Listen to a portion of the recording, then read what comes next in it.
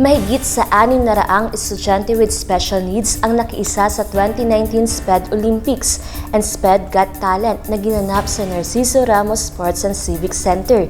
Ito ay para i-showcase ang kanilang mga talento at galing sa iba't ibang activities tulad na lamang ng poster making, athletic runs, Zumba dance contest at vocal solo singing contest. Pinangunahan ito ni Governor Amado Pogi I. Espino III, OIC Schools Division Superintendent Sheila Marie Primicillas at mga guro. Dinuluhan din ito ng mga magulang na todo suporta sa kanilang mga anak. Nagbigay naman ng maikling mensahe si Governor Espino sa patuloy na suportang ibibigay sa mga ito. Hindi po namin nakakalimutan ang trabaho po namin sa provincial government para po sa ating mga kapamilya. Muli po, sa ngalan ng provincial government, kami ko po ay humahanga sa inyo at asahan nyo po ang 100% na suporta na manggagaling po sa provincial government. Mabuhay kayong lahat at maraming salamat po.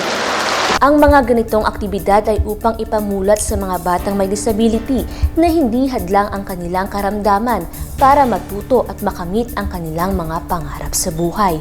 Niza Ivana Ferrer para sa Capital News TV.